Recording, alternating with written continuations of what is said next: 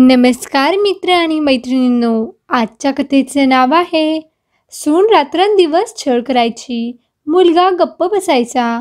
म्हाताऱ्या आईने स्वतःला विकण्यासाठी जाहिरात केली आणि मग घडलं असं काही की सासूबाई, पटपट आवरा, अजून तुम्ही एवढंही म्हाताऱ्या झालेल्या नाहीत की एवढं हळूहळू काम करतायत.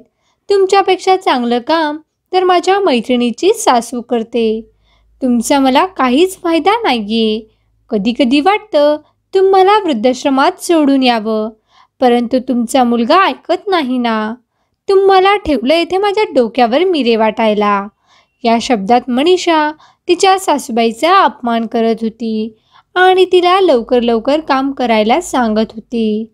70 वर्षाच्या बिचाऱ्या सुंदराबाई कशाबशा हात चालवण्याचा प्रयत्न करत होत्या, परंतु वयाप्रमाणे त्यांना जास्त काम जमत नव्हतं. तेवढ्यात सुंदराबाईचा मुलगा आणि मनीषाचा नवरा केतन तेथे येतो. माझी बायको ही आईकडून कामं करून घेते, तिचा छळ करते हे माहीत असताना सुद्धा एक शब्दही बोलायची त्याची हिंमत होत नव्हती. कारण तो ज्या घरात राहत होता त्या घराचं डाऊन पेमेंट मनीषाच्या बापाने म्हणजेच केतनच्या सासऱ्याने केलेलं असतं. केतन घरात आल्यावर सुंदराबाई त्याच्याकडे आशेच्या नजरेने पाहतात, परंतु आईच्या नजरेला नजर द्यायची केतनची हिंमत होत नाही आणि तो त्याच्या खोलीत निघून जातो. मनीषा सुंदराबाईला म्हणते, सासूबाई, तुम्हाला काय वाटलं? माझा मुलगा आलाय तर तुम्हाला ओरडेल आणि तुम्हाला काम करण्यापासून थांबवेल, परंतु तो तसं नाही करू शकत. कारण तुमचा मुलगा आणि तुम्ही ज्या घरात राहताय ना त्या घराचं डाऊन पेमेंट माझ्या बाबांनी केलंय आणि उद्या जर हप्ता चुकला तर तो हप्ता भरण्याची ताकदही आहे त्यांच्यामध्ये.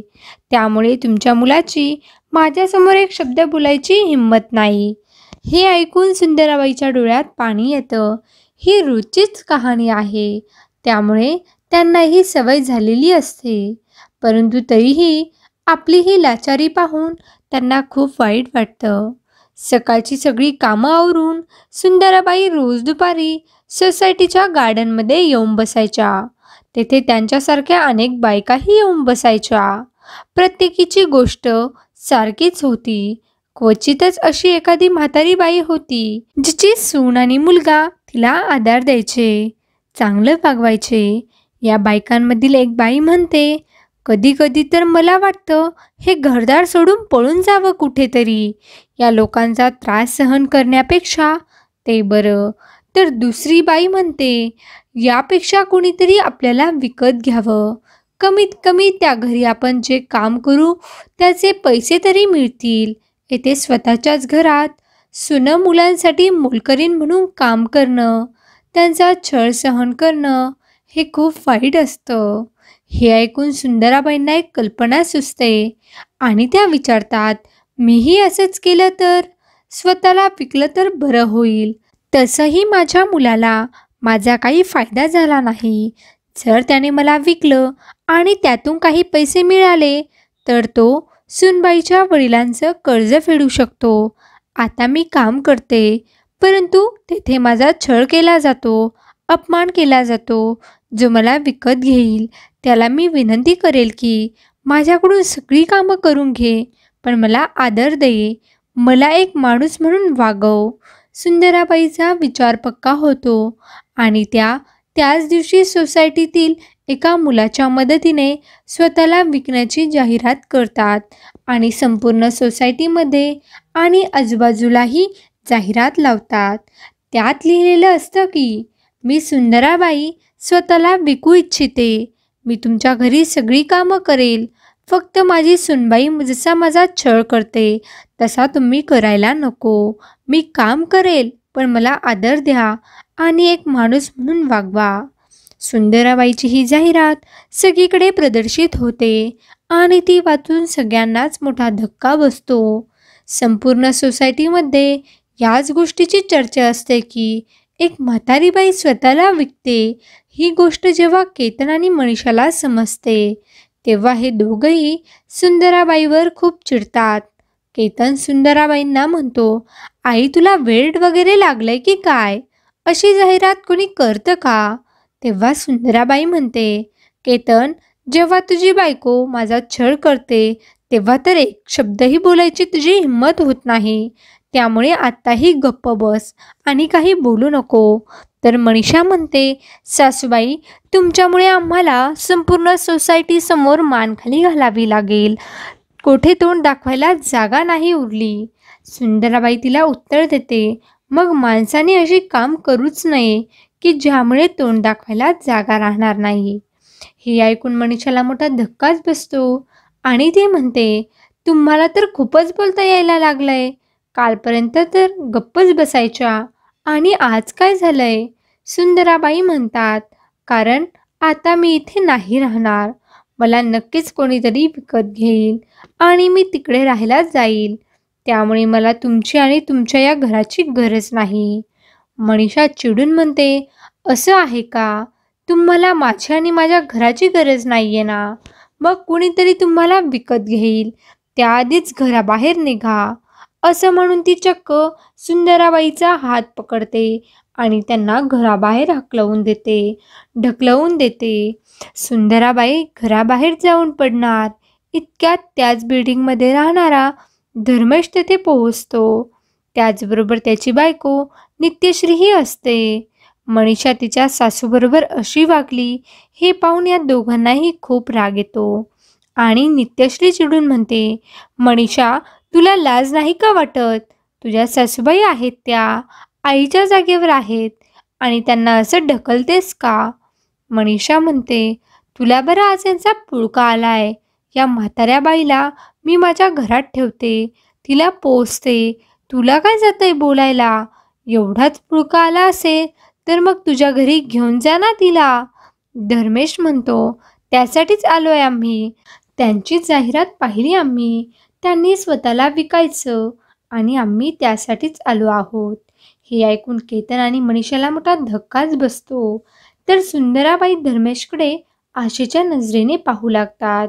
धर्मेश म्हणतो, हो आई, आम्ही तुमची जाहिरातच पाहून आलोय, परंतु आम्ही तुम्हाला विकत घ्यायला नाही आलोय, तर आम्ही तुम्हाला दत्तक घेणार आहोत. मनीषा विचारते, हे काय बोलताय तुम्ही? दत्तक लहान मुलांना घेत असतात. अशा म्हाताऱ्या बाईला कोणी दत्तक घेतं का? नित्यश्री म्हणते, का नाही? लहान मुलं अनाथ असतात, त्यामुळे त्यांना दत्तक घेतलं जातं. तसंच याही अनाथच आहेत ना. तुमच्यासारखा मुलगा आणि सून असल्यावर कोणती सासू, कोणती आई आनंदाने जगू शकेल? धर्मेश सुंदराबाईंना म्हणतो, आई, आम्ही तुम्हाला दत्तक घेऊ.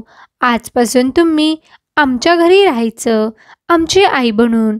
मी वकिलाशी बोलतोय. आम्ही सगळी कागदपत्रही तयार करून घेतली आहेत. मनीषा मनातल्या मनात विचार करते, हे तर खूप चांगलं झालं. ही बाई आपल्या घरी नाही राहिली तर चांगलंच होईल. असा विचार करून ती म्हणते, हो जा घेऊन. तशी आम्हाला त्यांची काही गरज नाहीये. त्या काही कामाच्या नाहीत. आम्ही त्यांना वृद्धाश्रमातच पाठवणार होतो. त्यापेक्षा तुम्ही घेऊन जा. आणि एक लक्षात ठेवा, एकदा नेलं तर परत आणून सोडू नका. धर्मेशला खूप राग येतो आणि तो चिडून म्हणतो, तुम्ही काय बोलताय? याची तरी लाज वाटू द्या. तुम्ही एका आईबद्दल बोलताय, एका जिवंत व्यक्तीबद्दल बोलताय, याची जाण ठेवा. मनीषा चिडून म्हणते, मला जास्त अक्कल शिकवायची गरज नाहीये, जा इथून. धर्मेश आणि नित्यश्री सुंदराबाईंना म्हणतात, आई चला आमच्याबरोबर.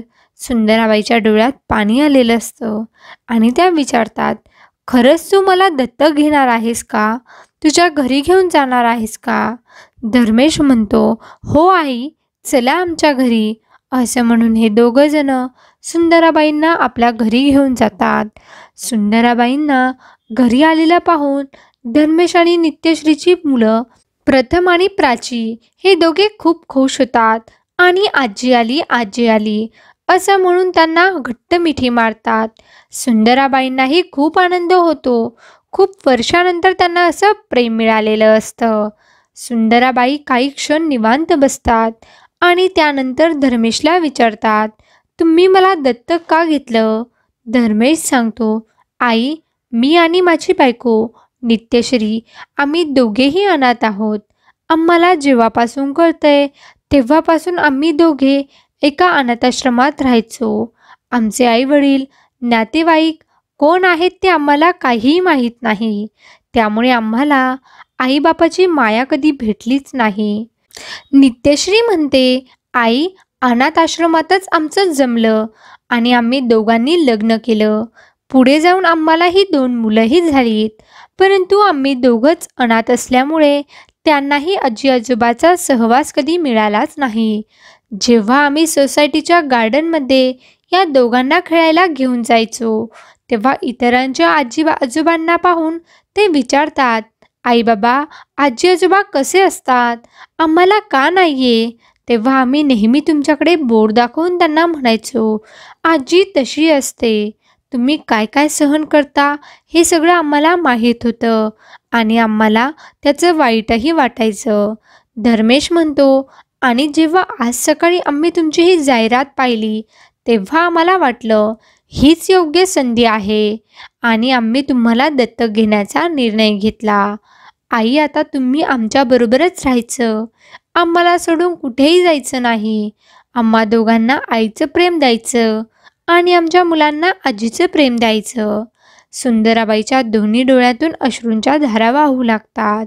आजीला रडताना पाहून, आईला रडताना पाहून धर्मेश, नित्यश्री आणि त्यांच्या मुलांच्याही डोळ्यात पाणी येतं आणि सगळे एकमेकांना घट्ट मिठी मारतात. सुंदराबाईचा मुलगा केतन दरवाजाबाहेर उभा राहून हे सगळं पाहत असतो आणि त्याच्याही डोळ्यात पाणी येतं. आपण आपल्या आईला जो मान सन्मान नाही देऊ शकलो तो धर्मेश आणि त्याचं कुटुंब नक्कीच देईल. आपल्या आईचा शेवट ते नक्कीच चांगला करतील असं त्याला वाटतं. तर मैत्रिणींनो आणि मित्रांनो, कशी वाटली आजची कथा नक्कीच कमेंट बॉक्समध्ये कमेंट करून सांगा.